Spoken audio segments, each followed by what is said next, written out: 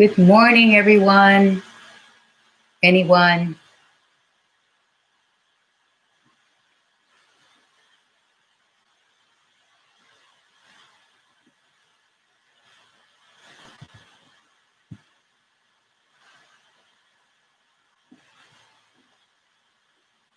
Hello, good morning. Welcome.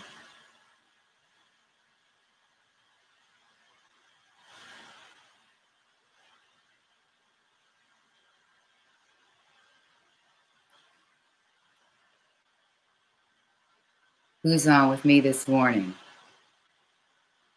Welcome, everyone. We're going to get started here in just a minute or two. Hi, Jane. Welcome.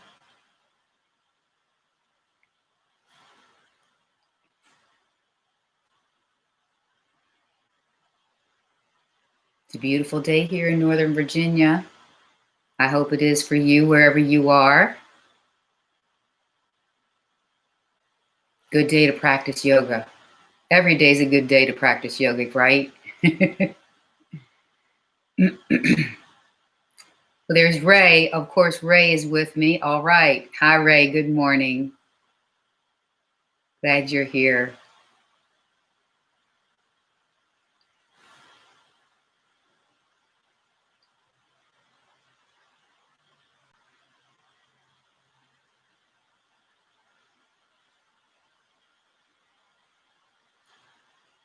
A beautiful day. Hi, Audrey.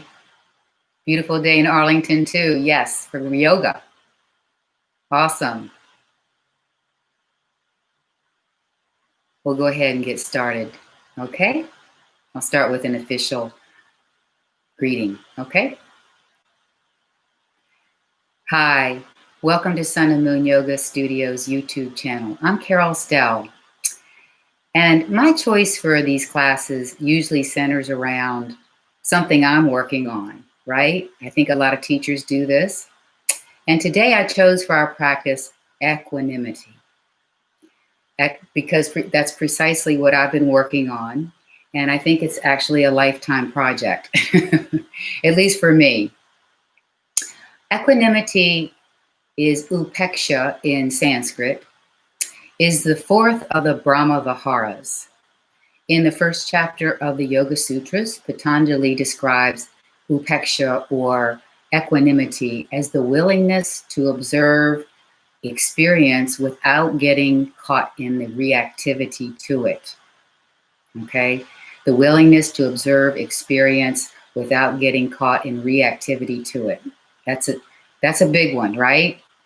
So equanimity is calm in the face of the highs and lows. It's where changes in the external do not shape the internal. It enables us to better exercise the other three Brahma Viharas, which are compassion, sympathetic joy, and loving kindness. If we were to break down the term equanimity in its Latin derivation, the term equus means equal, and animus means mind. So if you put the two together, it means a balanced mind and heart. Dr. Martin Luther King Jr. is a great example of someone who practiced equanimity. Driven by injustice, he moved to make things better, but he did not lose himself in the fight. And when they went low, he went high. So cultivating equanimity in a yoga practice involves creating space, developing firm grounding, and testing balance. So that's precisely what we will do right now, okay? So let's start off in a child's pose, okay? Coming into a child's pose, any version that you like. So releasing the hips back and walking the hands forward, or you can bring your hands by your legs. But you want to make sure you place your head on something, either on the ground, or on a block, or on a pillow, a blanket, anything. You just want your head, let your head go. So, and if child's pose is not, if you don't find comfort in child's pose, then take any other comfortable pose just for some centering, okay? And so just find yourself in your pose, arrive in your pose, and take a full breath in. If you're in child's pose, take the breath into the back ribs. Fill up the back ribs with breath, and then as you exhale, exhale out everything. Just letting go. And take another full breath in, fill up the back ribs with breath, and then release everything on the exhale. And now take 4 more of these full but comfortable breaths. With each exhale, letting go of something. And perhaps setting an intention to notice and release and let go of reactivity as it arises for you in your practice today.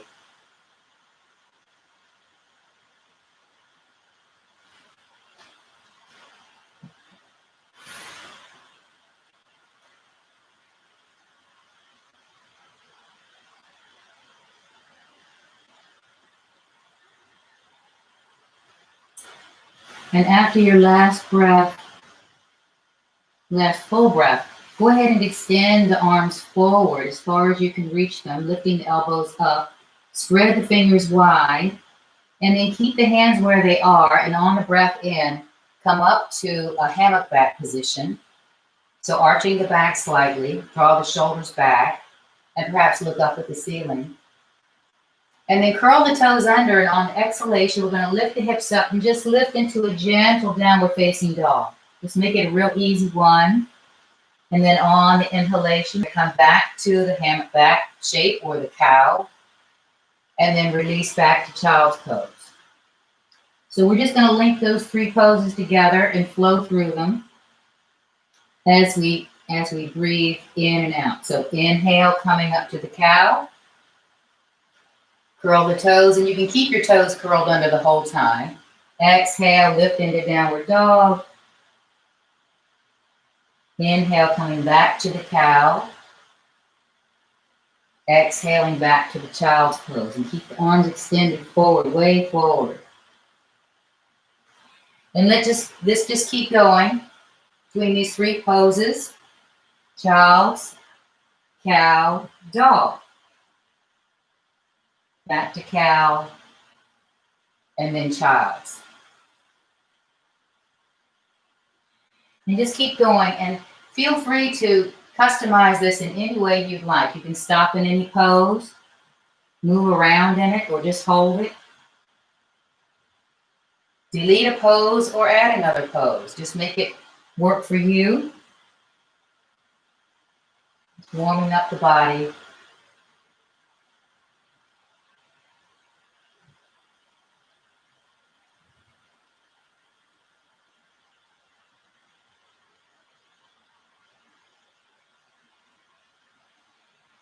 And let's make this the last round.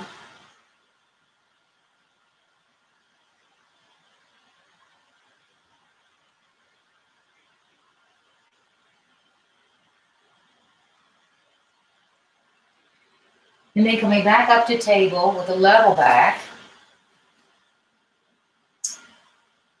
Let's take the right hand and flip the right hand up. Follow your hand as you take it up to the ceiling. Take a big breath in. And as you exhale, we're going to bring that arm down and either come down to the forearm. And if you can come down to your shoulder, come down to your shoulder. And then let's lift all the way back up again as you breathe in. Exhale, coming down to the forearm or the shoulder. And let's take 4 more of those, just going up, in and out of the table twist.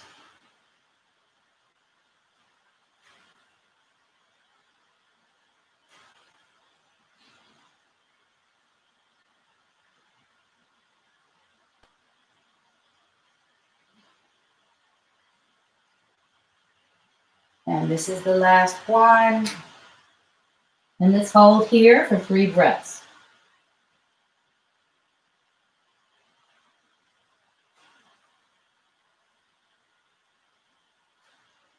And then pressing to come back up.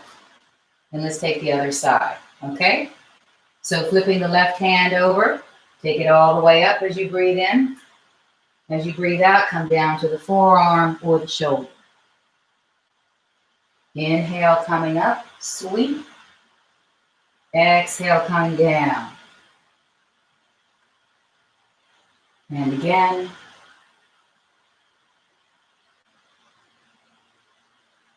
And 3 more rounds.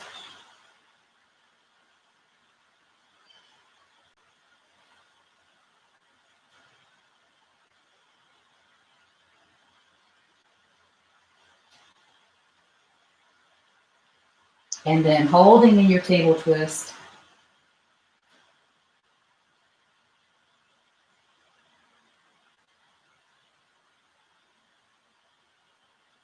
And then pressing into the standing hand to come back up.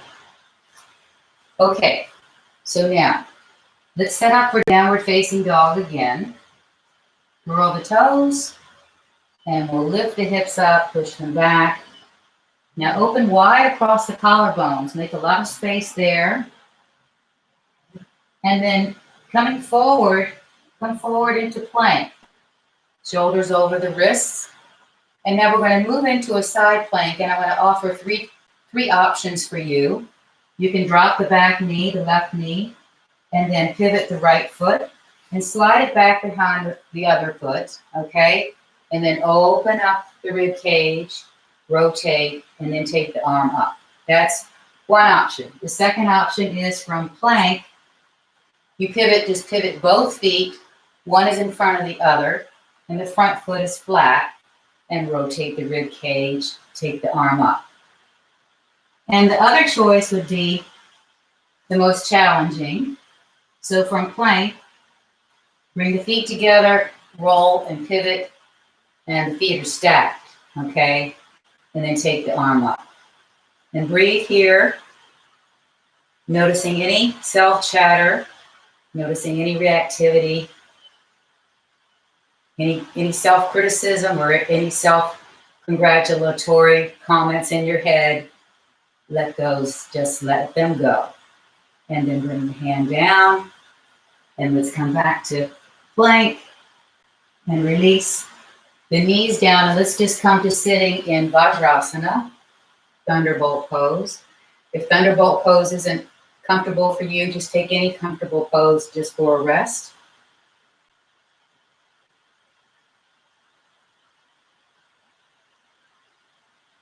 Just looking for a radiant space of complete stillness.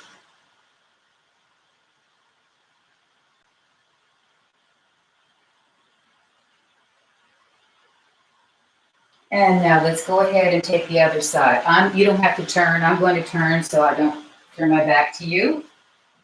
Okay, so setting up for downward dog, collarbones are wide, curl the toes, lift up, and push the hips back, coming forward to the plank, and then decide what option you like. Dropping the back knee, pivoting the other foot and slide it back. That's one. 2 would be to pivot both feet, plant the front foot. The back foot is just on the side edge of the heel of the foot. And then, or you could stack both feet. And just breathe.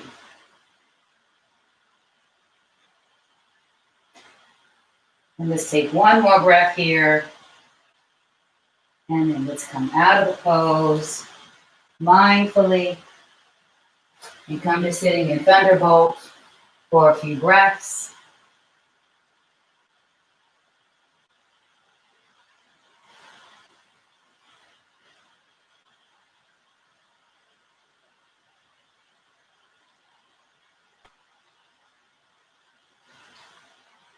And now let's come back to table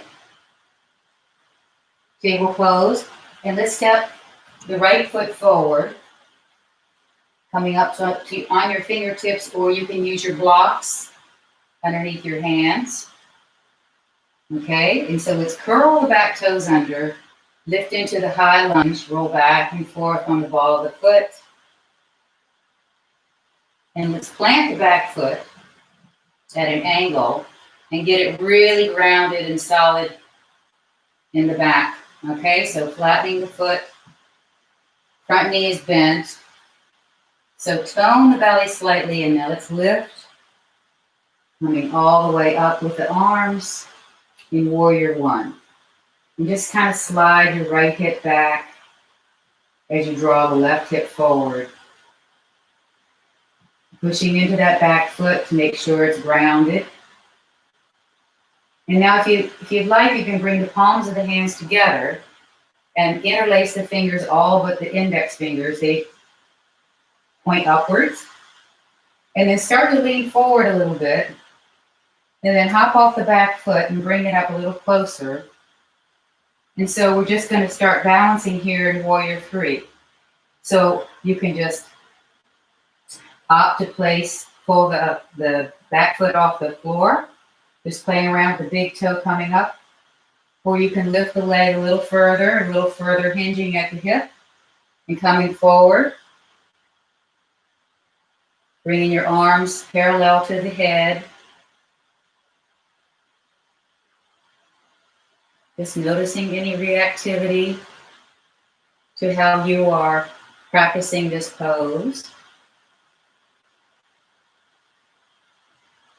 And let's take one more breath in the pose. And then take a big step back to Warrior One. Release the hands and bring them all the way down. And step back to Downward Dog. And then bring the knees down. And then step your left foot forward. So I'm going to change sides if you don't have to. Left foot forward. Knees over the heel. Curl the back toes under. And lift into the high lunge and roll back and forth on the ball of the foot. Just breathe.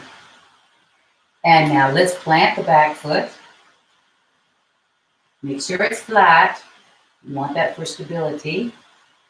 Okay, and then push into the front foot, tone the belly.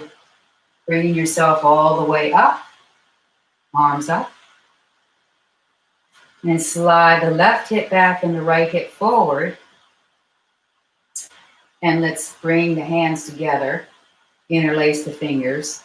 Point the index fingers up. Okay, so big breath in and out here. And then pivot on the back foot. Start to lean forward and then hop off the back foot, bringing that foot up a little closer to the front foot. And then start playing around with lifting that foot off the floor. Maybe just lift it an inch or two, and that's your work. Remember to practice Upekkha. No reaction to how you're practicing your pose. Just do your best, and then let go of the outcome.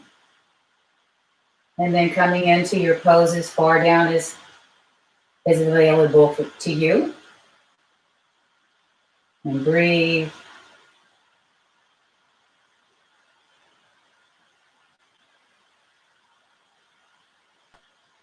And one more breath in the balance. And we'll take a big step back to Warrior One. And then release the hands, and let's come back, bringing the hands to the floor as blocks.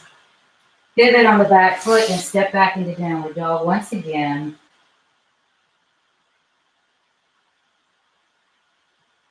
And then walk the feet up towards the hands.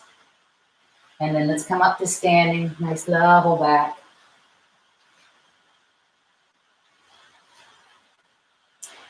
So a little more balance work. Let's bring the feet about hip width apart, parallel to one another, as parallel as they want to be. And foremost is to get it nice and grounded through both feet first, and then we'll shift our weight to one side. So let's shift our weight to the right leg, okay? Nice and grounded. Now stand up tall out of that right hip out of both hips, okay? And then start perhaps with your hands on your hips. And then bend the right leg, bend the left leg, excuse me. I'm mirroring you, okay? So turn that knee out and slide that foot over to the standing leg. Make sure you don't sink into this hip, okay? Standing up tall, okay? And then bring your hands together in front of your heart if you'd like. Or place your hands anywhere else you'd like. Keeping your focus on the standing foot, staying really grounded, equal weight on all 3 points of the standing foot, the big toe mound, the little toe mound, and the heel. And if you'd like, you can bring your foot up a little higher, maybe onto the calf. Maybe you want to bring it up to the thigh. If you bring it up to the thigh, you want to press the foot into the thigh and the thigh into the foot. And then you can change your hand position if you want. You can take your arms out and up in prayer position, or all the way out, whatever feels right for you. And let's take a couple more breaths here in tree pose. Noticing anything that comes up for you and just releasing any reaction. It's not necessary, right? Upeksha. And then to come out of the pose, we'll mindfully, deliberately just release the leg down, release the arms. Okay, so let's take the other side, but first we'll get real grounded in both feet, nice and tall. Engage the core slightly and shift your weight to the left leg without slumping into it, okay? Standing up tall and bending the right knee, turning it out, slide that foot in and rest the heel against the standing ankle and take your hand position. And then again, you have a choice of where you want to place your foot. You can leave it here, bring it to the calf, or maybe higher up. One place you don't want to place your foot is against the opposite knee. You want to press into the knee. And then take any arm position you like. You can also bring your hands behind your back, clasping the elbows, or taking reverse prayer position, prayer hands. Breathing. Just noticing, being aware of what's going on in there, in the head, in the heart, in the body. And let's take one more breath here, in and out. And then mindfully release out of the pose. Beautiful. Okay. So now, let's come back down to the floor. Inhale, take the arms up. Exhale, let's swan dive all the way down. Release the head. Just hang here for a couple of breaths. Draw the belly in and up and just feel your spine growing longer.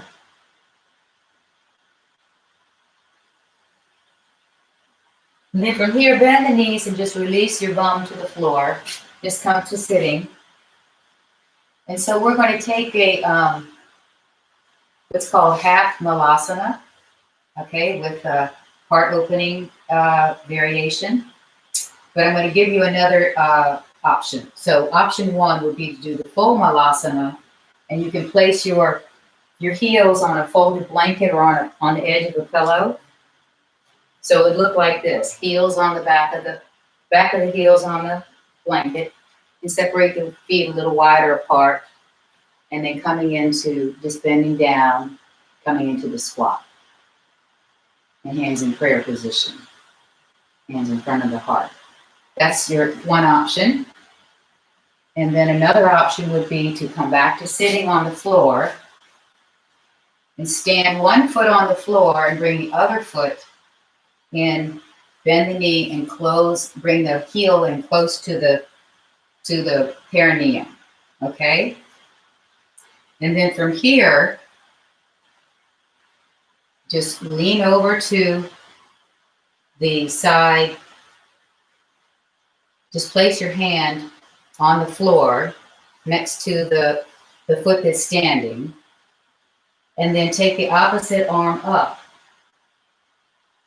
Just reaching up and just kind of looking underneath that armpit and breathe.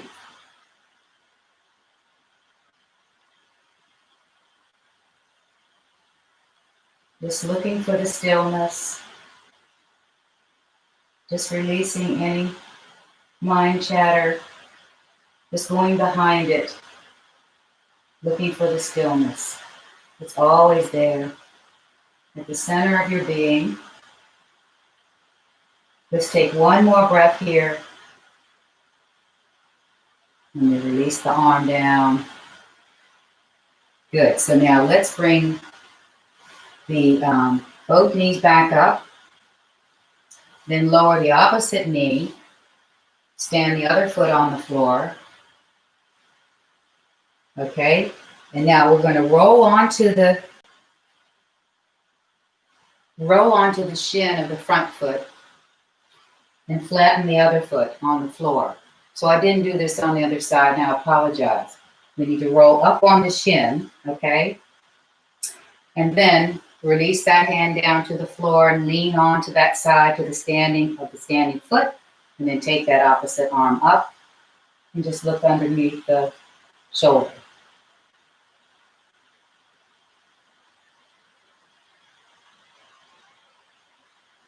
Just breathing here.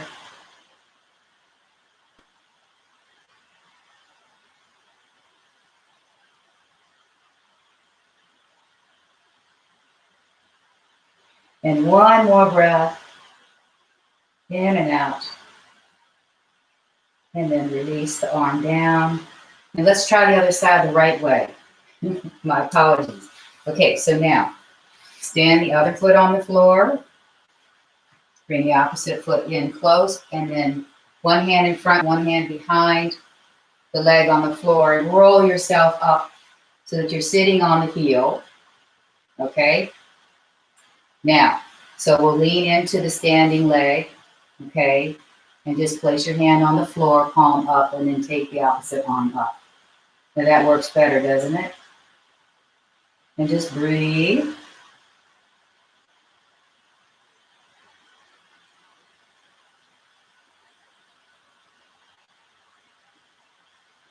And let's take one more breath here, in and out. And waiting for an exhalation to bring your arm down. And then roll back out of the pose. Okay, so for our last pose, I'm going to suggest we take a restorative pose. And if you have two blocks, that would be great. One would go underneath your head, and one goes underneath your shoulder blades. You can have a pillow here or a rolled up blanket instead. Okay, you want your head maybe a little higher than the prop you're using for your shoulder blades. Okay, so come to sitting in front with the knees bent. And so release back so that the prop is underneath your shoulder blades and one is underneath your head.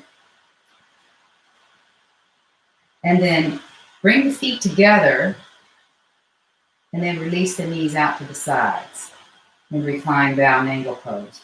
So you might want a pillow or a block underneath your thighs or your knees if this doesn't feel comfortable for you, okay? And just let the palms turn upward towards the sky and just let go and release into the support beneath you completely.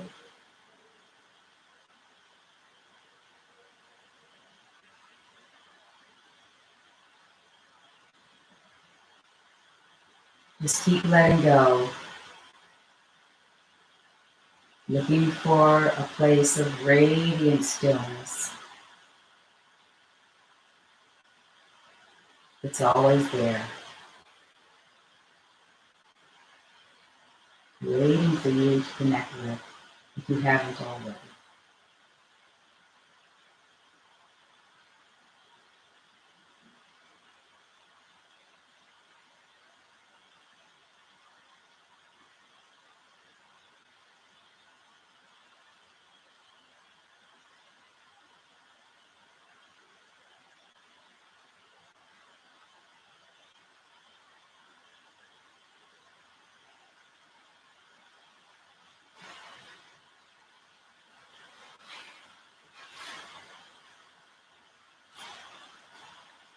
We'll take a few more breaths here.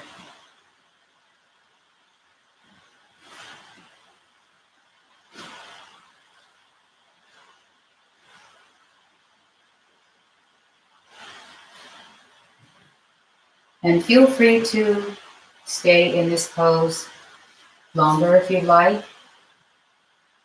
But otherwise, if you'd like to join me in a seated position, go ahead and just help your knees with your hands, bring your knees together and roll very gently off to one side, and then come to sitting.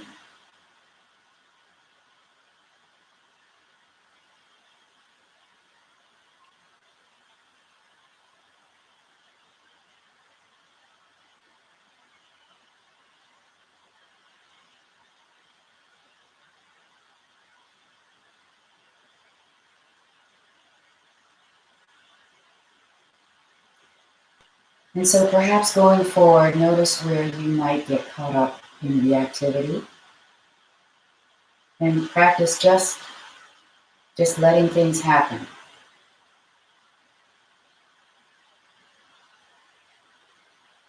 And if you'd like, repeat to yourself, my happiness or unhappiness does not depend on the actions of others.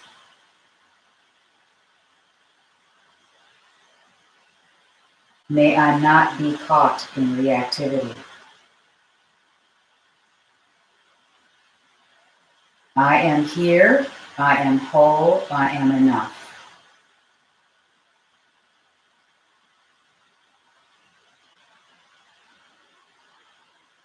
Thank you for joining today. Namaste.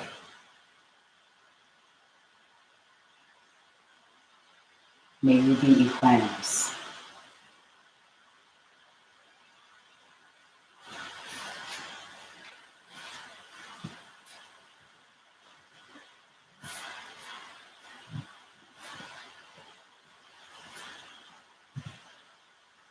Hi, Susan.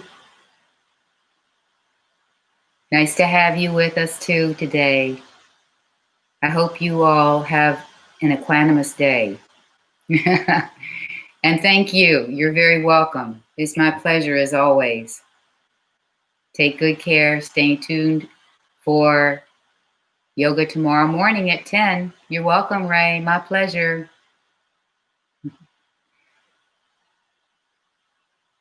Take good care.